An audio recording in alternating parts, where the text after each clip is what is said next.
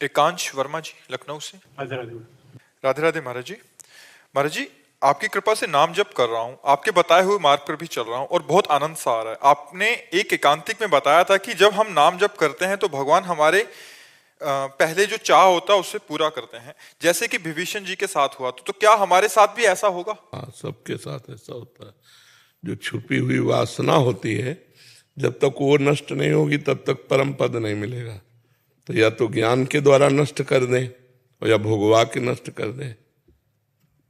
एक कोल्ह जी और अल्ह जी नाम के दो भाई थे। तो जो बड़े थे वो बड़े धर्मात्मा थे और जो छोटे थे वो राजा के राजकुमार का, बहुत ध्यान से सुनोगे तो इसका उत्तर मिल जाएगा।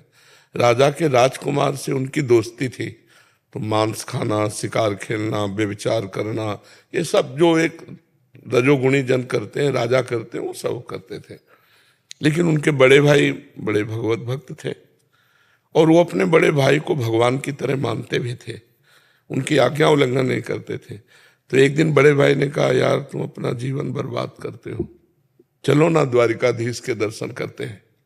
उनका जो आज्ञा, भगवान मानते थे। गए और पीछे मंदिर में से खड़े हो गए। आगे बड़े भाई ने कहा कि कुछ सुनाओ ना ठाकुर जी को। तो उनको सांसारिक गाने आते थे, तो एक दो छंद ठाकुर जी के आते थे। तो वो बड़े लय से भगवान की ब्रज लीला के पद गाए। जी गाए तो द्वारिकाधीश ने कहा, वाह वाह वाह वाह। तो उनके बड़े भाई को लगा कि जीवन हो गया सुनाते हुए, कभी नहीं बोले वाह वाह। और ये मांस खाता है, गंदे आचरण करता है, और एक पद सुना दिया, वाह वाह बोल रहे ठाकुर जी। ये तो सह गए वाह वाह सुनना, उन्हीं को सुनाई दिया ठाकुर जी ने वाह वाह कहा। थोड़ी देर में द्वारिकाधीश का पुजारी आया और कहा, छोटे भाई का नाम जो कि वो कौन से है?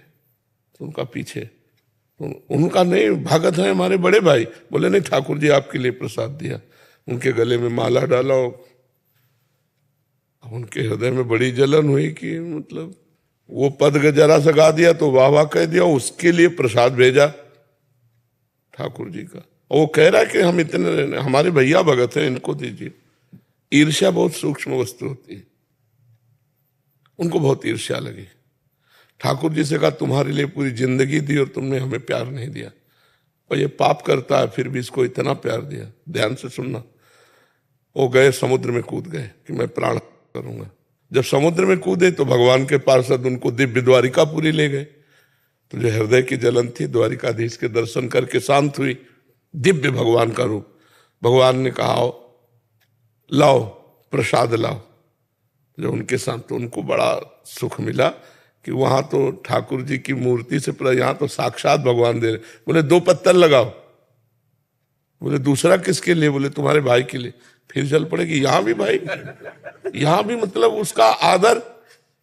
तो उन्होंने भगवान से कहा कि यहां भी उसका इतना आदर। तो बोले तुम अभी इसी जन्म के भगत हो, वो पूर्व जन्म से, कई जन्म से भजन कर रहा है।